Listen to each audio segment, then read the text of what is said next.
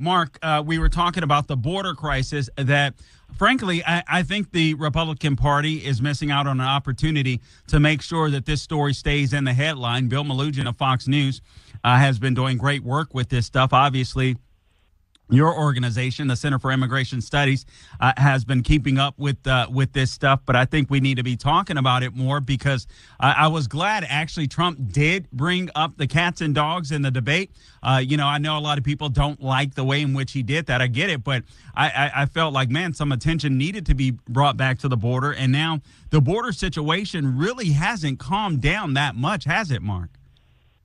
No, not really. And as far as this eating the cats thing, it's kind of like Senator Vance said, until people started memeing about, cats and dogs and all of that stuff, the media wasn't paying attention to this situation at all. Nobody could have cared less. And frankly, there's a lot of residents who say this is true. It may not be. It may be exaggerated. Maybe it only happened a few times. But the point is that it highlights this issue we were talking about before the break, which is assimilation. That, people aren't just generic units. You can move them anywhere that you want, and they're just going to, change. People bring with them their culture, their worldview, their assumptions about how things should be and shouldn't be, and all of that. And when you're taking people from any place and moving them to somewhere else, that there's going to be a kind of difficult process of adjustment. The more different two cultures are, the more that adjustment, the harder that adjustment is going to be, which is why, and I'm going back to this, you make sure numbers are low. Now, in this case, specifically in the case of Springfield, almost all of those people were let in under these illegal programs that Biden and Harris have been running. We were talking about the CBP-1 and THNV programs. Those people have no right to be let into the United States. They didn't break the law by sneaking across the border. Biden broke the law by letting them in. But they're still illegal aliens when they're here, and they shouldn't be here. There's just no excuse for it, and it's Biden's fault. And all of the problems that come from that, whether it's crime by a handful of people, but there's always going to be a handful of criminals, or whether it's these kind of difficult adjustments, lifestyle kinds of things, where people think it's perfectly normal to, slaughter chickens in the front yard, whatever it is, those kind of things, they're all on the Biden administration because they created this problem. Yeah, this is truly scary in my opinion. And listen, I know with the Center for Immigration Studies, you guys have a lot of stats and a lot of data, but I can't help but to think, Mark, that this is nefarious in its purpose, especially where some of these illegal immigrants are being dropped off. When I think of a place like Springfield, Ohio, obviously you said 40,000. I think it's upwards towards 50 or 60 or 60,000 now with the immigrants that are being dropped in. But I almost wonder, is this a way for the Democrat Party to make red areas blue, essentially? Yeah, I don't think that's the plan. In other words, one of the reasons you see this happening is because there's a lot more affordable real estate in red states than there is in blue states. You know what I mean? Right. But it's also, in a broader sense, I don't think that, Biden and Harrison, Mayorkas and the rest of these guys are sort of some kind of plan. I think what this is a result of, and the whole border crisis over the past 3.5 years, is a result of an ideological difference. In other words, the left nowadays, the mainstream left, the elected officials and donors and all the rest of those kind of people, they don't believe the American people have the right to limit immigration. It's not open borders, strictly speaking, because they're okay with the Border Patrol, making sure that people don't carry, nuclear weapons into the country. Sure. But they don't think that limits on immigration are morally acceptable.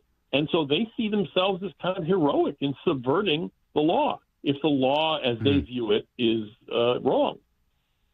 Man, Mark, listen, that's such a great point. And actually, I think that's a scarier point. If I'm being honest, honest with you. Yeah. So I mean, these are pure ideologues, and if they believe that, if they truly believe that, we've raped and pillaged and all this kind of good stuff, and it's the only reason that America exists in the way that we do, then and they feel obligated to bring in as many illegals as possible, then it's obviously not going to stop. And I don't think there's anything that you can do, quite frankly, if this is their value system, to deter them. So that's actually a scarier point. We only have about 2.5 minutes left with you, Mark. Just real quickly, let's talk about the practical problems that exist when you ship a bunch of illegals into a small town like that, from jobs, housing, schools, hospitals, how they overwhelm the system. This is what is that strategy? Cloward Pivens? It kind of fits that bill, it seems to me. Right. Again, this was a couple of sociologists, I think from the late 60s or early 70s, who said, destroy the system by overwhelming, welfare and all the rest of it, make it collapse. Again, that might well be the result. In fact, that's the kind of thing we're seeing in a lot of these communities. But again, I don't think anybody sat down in the White House or DHS headquarters and said, this is what we're going to do. They just don't.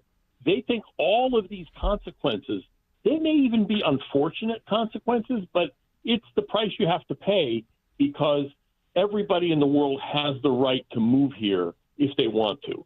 And we don't have any right to say no. And if that causes us problems, well, so be it. We probably deserve it anyway because they don't like America very much. But even putting that aside, if they figure if a Haitian can increase his income, fivefold, and that causes a blue-collar American to become poorer, well, that's a trade-off they're willing to make. And that's wow. So my point is, it's not a plan, but it's the result of a worldview which is fundamentally contrary to the interests of the American people.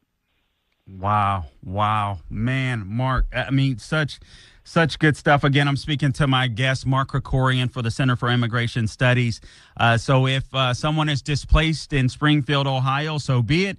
If the schools are overrun, where I just listened to audio tape today of a teacher saying there were, probably about 40 more students than normal in her kindergarten class. Hospitals are overrun, so be it.